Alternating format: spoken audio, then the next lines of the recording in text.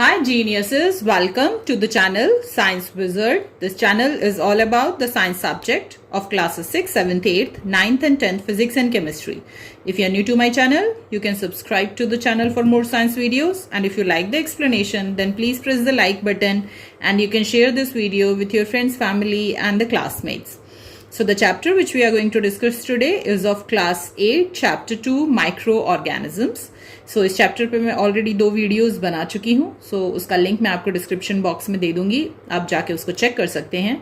And the topic which we are going to discuss today is how the microorganisms are useful to us, and in that we are going to discuss that how microorganisms are used in making the medicines and the vaccines.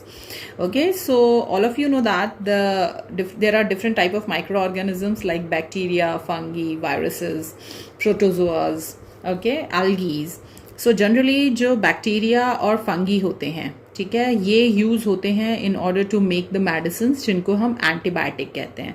तो अगर कोई भी medicine जो कि bacteria और fungi से form हो रही है उसको हम एंटीबायोटिक कहते हैं. ओके, तो जनरली जो एंटीबायोटिक्स होते हैं वो डॉक्टर के द्वारा तब प्रेस्क्राइब किए जाते हैं जब आपकी बॉडी में कोई बैक्टीरियल इन्फेक्शन कॉज होता है, मतलब any disease which is caused by the bacteria. In order to kill that bacteria, basically antibiotics recommend किए जाते हैं by the doctor.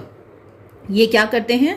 These medicines kill or stop the growth of the disease causing microorganisms, and that's why they are used to cure the diseases. तो जो भी आपकी body में किसी भी बैक्टीरिया के द्वारा कोई भी इन्फेक्शन जो कॉज हुआ है, कोई भी डिजीज फॉर्म हुई है, ओके, सो उसमें वो क्या करते हैं कि उन बैक्टीरिया को या तो किल कर देते हैं या उसके ग्रोथ को स्टॉप कर देते हैं, ठीक है, और आपकी बीमारी को क्योर किया जा सकता है. तो जनरली कौन से ऐसे बैक्टीरिया और फंजाइज हैं जिनको कि यूज़ करके एंटीबायोटिक्स फॉर्म किया जाता है? तो सबसे पहला एंटीबायोटिक जो कि फॉर्म हुआ था, that is by using the fungi, that is the penicillin. Okay, और उससे जो एंटीबायोटिक बनाया गया था that is the penicillium. Okay, now दूसरा एंटीबायोटिक्स जो कि डॉक्टर रिकमेंड करते हैं that is the streptomycin, tetracycline, okay, erythromycin. These are the common antibiotics जो कि बैक्टीरिया और फंजाई से फॉर्म होते हैं. So the most important thing which you have to keep in mind about the antibiotics is that they are formed from the bacteria and fungi, and they are recommended by the doctor when you catch any kind of disease due to the bacterial infection. Generally, how these antibiotics are prepared from the bacteria and fungi. So, on a large scale, they are prepared by using the process of fermentation, okay, from the bacteria and the fungi. And जो antibiotic creams और ointments होते हैं जो कि आपको skin पे apply करने के लिए दिए जाते हैं in order to treat the bacterial infection on your external body part, okay, और अगर वो internal infection है which is caused by the bacteria in your body, then वहाँ पे एंटीबायोटिक्स जो आपको दिए जाते हैं in the form of a tablet और in the form of a injection, ठीक है, जो कि डायरेक्टली आपके ब्लड में डाले जाते हैं और वहाँ से फिर वो डिफरेंट पार्ट्स ऑफ बॉडी में कैरी किए जाते हैं जहाँ पे बहुत ज़्यादा इन्फेक्शन है, फिर वो वहाँ पहुँच के उस माइक्रोब को किल कर देता है या उसके ग्रोथ को स्टॉप कर देता है. ओके, सो एरिथ्रोमाइसिन और टेट्रासाइलिन ऐसे एंटीबायोटिक्स हैं जो कि डिराइव्ड होते हैं from the fungus to treat the bacterial infection. और पेंसिलिन भी मैं आपको ऑलरेडी बता चुकी हूँ, ये भी एक ऐसा ड्रग है जो कि फंगस से ही डिराइव किया गया है, and this is the first antibiotic which is derived from the fungus and that is called the penicillium. Okay, और ये जो पेंसिलियम एंटीबायोटिक बनाया गया था, this was first discovered by the Alexander Fleming in the year 1928. तो generally जो antibiotics होते हैं they are used to treat the bacterial infection which can be caused by the bacteria और फंगस.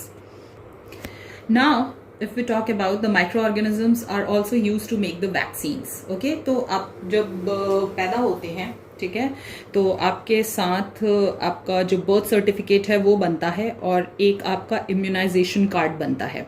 ओके, सो जो आपका इम्यूनाइजेशन कार्ड होता है, जो वैक्सीन कार्ड होता है, उस पर डिफरेंट डिजीजेस के नाम लिखे होते हैं और उससे आपको कौन कौन सी डेट को आपको वैक्सीन लेना है, इम्यून करना है आपको उसके अगेंस्ट, वो डेट मेंशन होती हैं. तो आप सब जाओ एक बार मम्मा से पूछो कि वो आपका कार्ड कहाँ है, ठीक है, एंड जस्ट चेक कि आपको कौन कौन सी बीमारियों के लिए आपने वैक्सीन ले लिया है. Okay, and now from today only all the people who are 18 plus, they are going to take the vaccine for the corona. Okay, so generally ये जो वैक्सीन्स हैं, ठीक है, ये प्रोटेक्ट करती हैं ह्यूमन और एनिमल्स को बहुत सारे डिजीजेस से।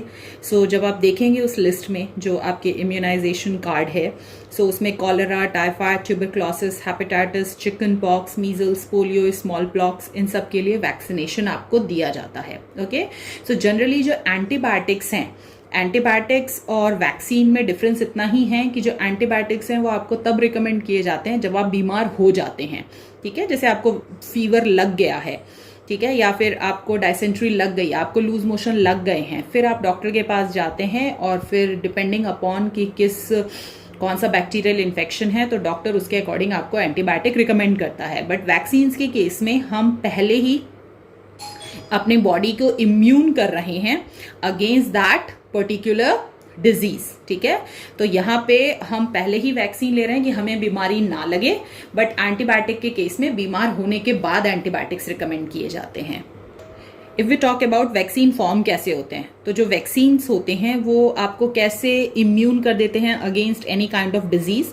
तो जो वैक्सीन्स होते हैं उसमें डेड और वीकेंड माइक्रोब्स होते हैं, ठीक है। तो जो भी डिजीज है, ठीक है, अब जिस भी माइक्रो ऑर्गेनिज्म, जिस भी वायरस के कारण आपकी बॉडी में चिकन पॉक्स हो रहा हो, मीजल्स हो रहे हो, कोरोना हो रहा हो, ठीक है, जिस भी वायरस के कारण हो रहा हो, तो वो वायरस जो होता है, उस डेड और वीकेंड माइक्रोब्स जो होते हैं वो वैक्सीन के थ्रू आपके बॉडी में डाले जाते हैं through the injection. Okay, so when these are swallowed, तो जैसे पोलियो का आपको ड्रॉप्स दी जाती हैं तो आप उसको स्वेलो कर सकते हैं, या फिर डायरेक्ट इंजेक्ट किया जाता है जैसे अभी कोरोना के लिए किया जाएगा, okay, into the body of the patient. और जब आप डेड और वीकेंड, क्योंकि ये डेड और वीकेंड माइक्रोब्स हैं, ठीक है, तो आपके बॉडी के पास सफिशिएंट टाइम होता है in order to recognise these foreign particles and to prepare the antibodies to fight them, ठीक है। सो जनरली अब ऐसे सोच के देखो कि आपके घर में अचानक से दुश्मन एंटर हो जाएं and you are not prepared, तो उस केस में आपको बहुत ज्यादा नुकसान झेलना पड़ सकता है। But if you are already inform कि आपके घर पे कोई आने वाला है जो कि आपका फ्रेंड नहीं है, हु इज योर एनिमी, सो आप पहले से ही अपने प्रिपरेशन करके रखोगे और उस केस में आपको उतना ज्यादा नुकसान नहीं होगा। The same happens here also, ठीक है। तो जब वो डेड और वीकेंड माइक्रोब डालते हैं तो आपकी बॉडी जो है पहले से ही उसके लिए एंटीबॉडीज प्रिपेयर कर लेती है in order to fight them, ठीक है। अब जो भी एंटीबॉडीज प्रिपेयर किए हैं, ठीक है, वो आपके डीएनए में जाके स्टोर हो जाते हैं फॉर द फर्दर यूज, कि जब भी आगे कभी कोई ऐसा वायरस आपकी बॉडी में एंटर हो तो वो एंटीबॉडीज जो हैं वो एक्टिव हो जाएंगे फिर से, और फिर वो उन वायरसेस को किल कर देंगे और फिर आपको वो बीमारी नहीं लगेगी। तो यहाँ पर जो बहुत इंपॉर्टेंट चीज है वैक्सीन के केस में आपको याद रखने वाली है कि इसमें आपकी बॉडी में जो डिजीज कॉजिंग वायरस है उसी को बेसिकली इंजेक्ट किया जाता है। But the only thing is that कि वो जो वायरस इंजेक्ट कर रहे हैं वो डेड और वीकेंड होता है, तो आपकी बॉडी इजीली उसका एंटीबॉडीज बना सकती है एंड उससे आपको इन फ्यूचर वैसी बीमारी कभी भी नहीं लगेगी। ओके, सो इसी को हम कहते हैं कि आपकी बॉडी ने डेवलप कर ली है इम्यूनिटी अगेंस्ट दैट डिजीज, ठीक है। और इस वैक्सीनेशन प्रोसेस को ही हम कहते हैं इम्यूनाइजेशन, मतलब आपकी बॉडी की इम्यूनिटी बिल्ड हो गई है against that particular virus, okay, जो कि आप वैक्सीन के थ्रू ले रहे हैं। सो बेसिकली आपने सुना है ना कोरोना के केस में कि जिसकी इम्यूनिटी वीक है उसको इन्फेक्शन जल्दी कॉज हो रहा है, ठीक है, वो जल्दी कैच कर ले रहा है infection. Okay, so why it is so, क्योंकि उसका बॉडी का इम्यूनिटी वीक है, तो जो भी बाहर से कोरोना के वायरस एंटर हो रहे हैं आपके बॉडी में, so your body is not prepared to fight with them, और वो बहुत जल्दी इन्फेक्शन कॉज कर दे रहे हैं in your lungs. Okay, and that's why the people are not able to breathe properly. Okay, तो जब आप इम्यून हो जाएंगे, जब आप वैक्सीन ले लेंगे, तो जब आपकी बॉडी में ऑलरेडी डेड और वीकेंड माइक्रोब्स डाले जा चुके हैं, तो आपकी बॉडी के पास सफिशिएंट टाइम है in order to prepare the antibodies for it. और जब आगे कोई कोरोना का वायरस आपकी बॉडी में एंटर करेगा तो आपकी बॉडी उसको इजिली फाइट कर सकती है। ओके, नेक्स्ट अगर देखें तो जो बैक्टीरिया और यीस्ट हैं they are also use in making the vitamin B complex tablet. तो जो वाइटामिन बी कॉम्प्लेक्स टैबलेट है वो जनरली जब किसी को बहुत ज़्यादा थकान फील होती है तो रिकमेंड करते हैं, डाइजेशन से रिलेटेड प्रॉब्लम होता है तो रिकमेंड करते हैं, मुंह में छाले हो जाते हैं तो रिकमेंड करते हैं। So this is very good vitamin. Okay, so इनकी टैबलेट्स बनाने के लिए भी आपके जो माइक्रो ऑर्गेनिजम्स हैं लाइक बैक्टीरिया और यीस्ट को यूज़ किया जाता है। नेक्स्ट, आप सबने देखा होगा आजकल डायबिटीज़ की प्रॉब्लम बहुत ज़्यादा हो रही है लोगों में। ठीक है, डायबिटीज़ में क्या होता है, बेसिकली आपके बॉडी में जो ब्लड में जो शुगर का लेवल है वो कॉन्स्टेंटली इंक्रीज होने लगता है, तो उसको हम डायबिटिक पेशेंट कहते हैं। तो क्यों हो रहा है आपके ब्लड में शुगर का लेवल इंक्रीज कॉन्स्टेंटली? क्योंकि आपके ब्लड में जो शुगर है that is basically controlled by the hormone which is called the insulin. ठीक है, तो आपके ब्लड में जो भी आप ग्लूकोज फॉर्म हो रहा है उस ग्लूकोज को आपके सेल में पहुंचाने का जो काम है, मतलब समझ लो कि insulin is the key of your cell. Okay, और आपके सेल पे ताला लगा हुआ है, तो इंसुलिन क्या करती है, वहां पे की को ओपन करती है आपके सेल के और ग्लूकोज को उसके अंदर एंटर करवाती है। अब इंसुलिन अगर आपकी बॉडी में प्रॉपर नहीं बन रहा तो आपके सेल का लॉक नहीं खुलेगा, तो जितना भी ग्लूकोज है वो आपके सेल के अंदर नहीं पहुंचेगा, वो सारा का सारा आपके ब्लड में ही रहेगा। तो ग्लूकोज जब आपके सेल में पहुंचता है तो वहां एक माइट्रोकॉन्ड्रिया होता है। ओके, वो माइट्रोकॉन्ड्रिया जो है उस ग्लूकोज से एनर्जी प्रोड्यूस करता है, तो आपके सेल में एनर्जी फॉर्म नहीं होगी। इसीलिए डायबिटिक पेशेंट्स जो होते हैं वो हमेशा वीक फील करते हैं इवन दो वो कितना भी खा लें। ठीक है, तो जनरली जो ह्यूमन हार्मोन इंसुलिन होता है ये आपके बॉडी में पैनक्रियाज के द्वारा फॉर्म होते हैं, but due to some kind of deficiencies okay and health challenges ये बनना बंद हो जाते हैं इंसुलिन, या फिर बहुत ही पुअर क्वालिटी के बनते हैं, तो आपका ब्लड शुगर लेवल इंक्रीज होने लगता है। तो जनरली बाहर से भी इंजेक्शन के थ्रू और टैबलेट्स के थ्रू इंसुलिन दिया जाता है लोगों को, जिससे कि उनका ब्लड शुगर लेवल कंट्रोल रहे।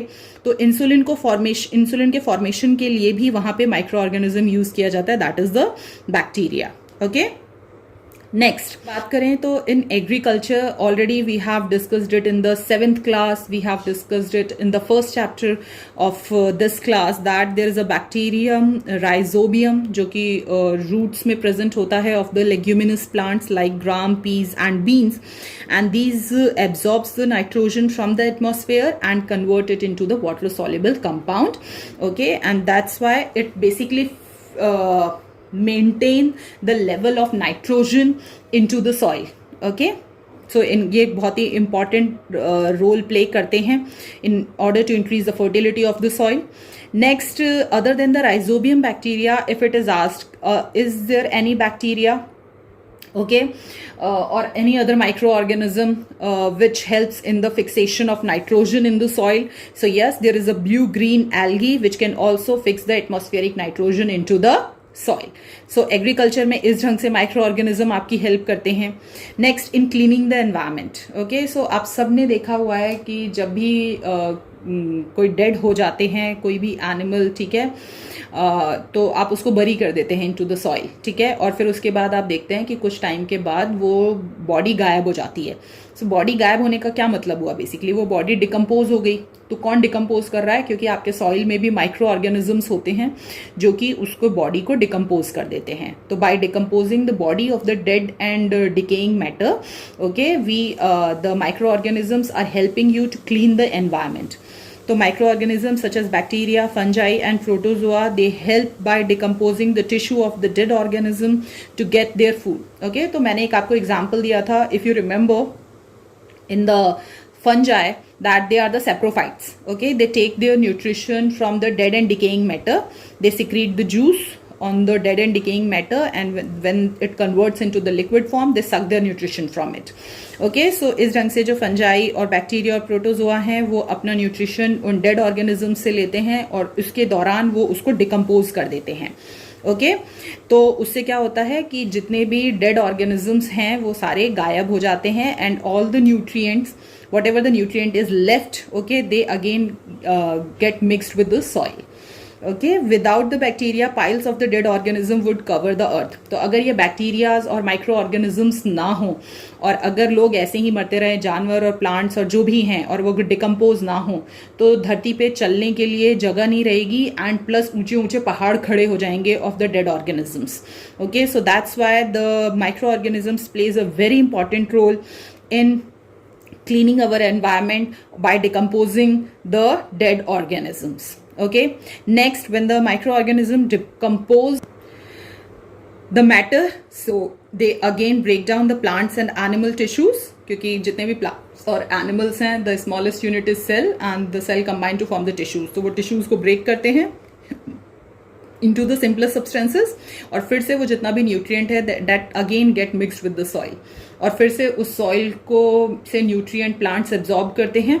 ओके, सो प्लांट्स वापस से वो सॉइल से न्यूट्रिएंट एब्जॉर्ब करते हैं, ग्रो करते हैं, फिर से उन प्लांट्स को एनिमल्स खाते हैं, और जब भी प्लांट्स और एनिमल्स डेड होते हैं तो उनको वापस से माइक्रो ऑर्गेनिजम्स डिके कर देते हैं, डिकम्पोज कर देते हैं, और फिर से वो न्यूट्रिएंट्स जो हैं वो अगेन मिक्स हो जाते हैं इनटू द सॉइल। तो this is how the cycle keeps going on.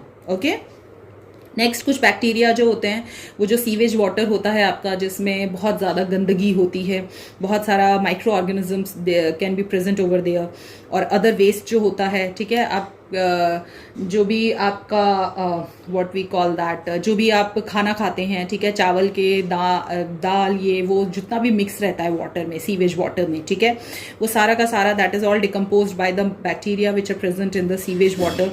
And ये भी एक बहुत ही अच्छा नेचुरल मैथड है in order to keep the environment free from the pollution. Okay, next, जो एल्गी है मैंने बताया था, they are the plant like structure, okay, and they are the green, they are having the chlorophyll, so that's why they do the photosynthesis process. तो वो oxygen भी देते हैं during the photosynthesis process. Okay, और ज़्यादातर जो oxygen हमारे अर्थ पर है वो इनिशियली इन्हीं एल्गीज के द्वारा, जो कि ओशियंस में प्रेजेंट थे, प्रोड्यूस की जाती थी। Okay, so this is how the micro organisms are so useful to us. Next, if we talk about the other uses of microorganisms, okay, so generally जो कुछ बैक्टीरियाज और प्रोटोजोआ जो होते हैं वो डाइजेस्टिव सिस्टम में भी रहते हैं, कुछ एनिमल्स के, जैसे काउज, गोट और शीप। ओके, सो जनरली जो प्लांट ईटिंग एनिमल्स होते हैं, सो आप सब ने देखा होगा कि जो प्लांट ईटिंग एनिमल्स होते हैं, they literally have to chew their food for a longer period of time. Why they are doing so? Because जो प्लांट्स होते हैं उनमें सेल्यूलोज होता है, ठीक है, और उस सेल्यूलोज को ब्रेक डाउन करना इज रियली वेरी डिफिकल्ट। तो उनको पहले तो बहुत च्यू करना होता है, and after chewing also, in order to break down in to the simplest form, वहाँ पर जो माइक्रो ऑर्गेनिजम्स होते हैं वो हेल्प करते हैं to do that. Okay, next, जो बैक्टीरिया होते हैं, they are also useful in tobacco, leather and the jute industry. Tobacco का मतलब होता है तम्बाकू, लेदर जो होता है उससे लेदर के बहुत सारे बैग्स, बेल्ट्स और ये सब फॉर्म होते हैं, और जूट के जो कपड़े बनते हैं, ठीक, नॉट द कपड़े बनते हैं जूट के, because jute is very rough in texture. So basically जितने भी बोरियां बनती हैं, ठीक है, और कैरिंग बैग्स बनते हैं जिनमें बहुत ही हैवी सामान आपको कैरी करना होता है from one place to another, so that all are made up of the jute. Okay, so generally इसमें माइक्रोब्स कैसे हेल्प करते हैं? So first process is the tanning. Okay, tanning में क्या होता है कि जो एनिमल की स्किन है, ठीक है, क्योंकि जो स्नेक की स्किन होती है या फिर जो लेपर्ड की स्किन होती है, इन सब की स्किन को लेदर में कन्वर्ट करा जाता है, okay, by treating it with them chemicals, और वहाँ पे ये जो कन्वर्जन होता है एनिमल स्किन का into the leather, that is also done with the help of the bacteria, and the process of conversion of the animal skin into the leather with the help of the microorganism called the bacteria, that process is called tanning. So this word is very important which you have to keep in mind. Jute में भी, industry में भी क्या किया जाता है कि जो जूट के प्लांट्स होते हैं, basically after cutting they are submerge, डुबा दिया जाता है पानी में, ठीक है, और वहाँ पे भी जो बैक्टीरियल एक्शंस होते हैं, जो बैक्टीरिया होते हैं, वो सेपरेट कर देते हैं फाइबर्स को, जो जूट के फाइबर होते हैं बाकी के प्लांट से, ओके, और फिर उन फाइबर की मदद से जो जूट के कपड़े हैं वो बनाए जाते हैं।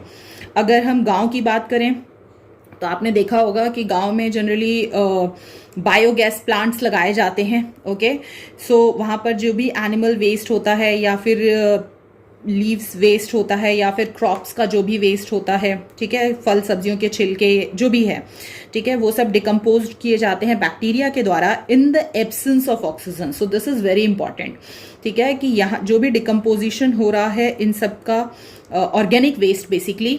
Okay, if you don't want to write the animal waste, leafy waste or crop, so you can directly write the organic waste. Okay, by the bacteria in the absence of oxygen, it basically produce the gas which is called the methane.